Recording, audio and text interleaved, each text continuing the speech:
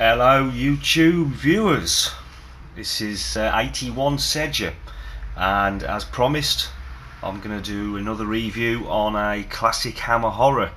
As you can see, the DVD case that you're looking at on the screen is Dracula Prince of Darkness. This is what I believe to be the direct sequel to the original Dracula, or I think the US version was called The Horror of Dracula, and it just follows on from the end of that one. They did another one called The Brides of Dracula, which wasn't a sequel, but it had Peter Cushing in, but no Christopher Lee. So this one's got Christopher Lee in, but no Peter Cushing. It's a very, very good addition to the Dracula films. Obviously Christopher Lee is returning to play the Count himself, and any of you horror fans, Hammer horror fans out there, take a look at it. It's fantastic.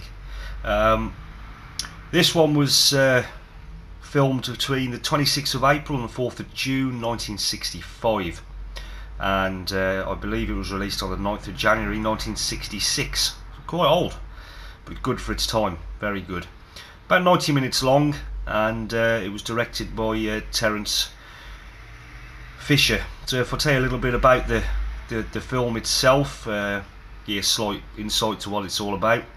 Basically, it's about four English tourists: Charles Kent, who was played by Francis Matthews, his wife Diana, who was played by Susan Farmer, Child, which is Charles' older brother Alan, is played by Charles Tingwell, and his wife Helen is the great Barbara Shelley in a fantastic role.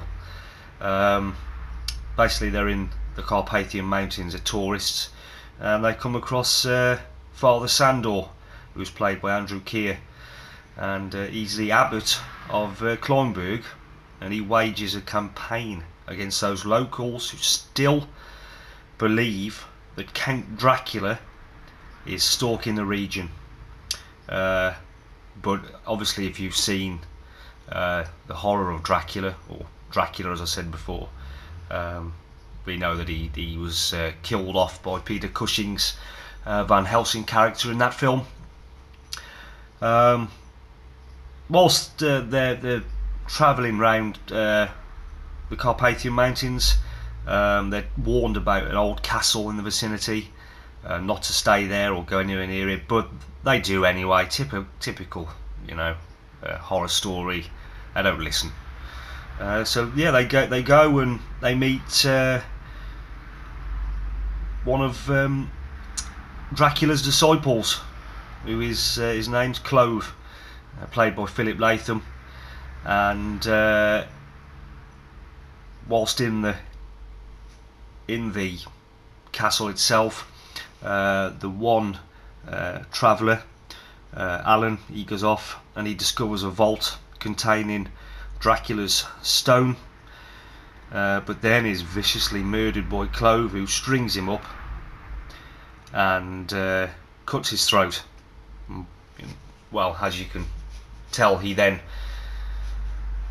revives a sinister shape in the form of Count Dracula, and he's alive once more to stalk the rest of the crew and take them apart one by one. So I'm not going to spoil the end and go into any more details about the movie itself. What I can talk about is the box, the box you're looking at, the cover, the DVD, who's being held by Dracula himself. Very proud of that model. It's a good model.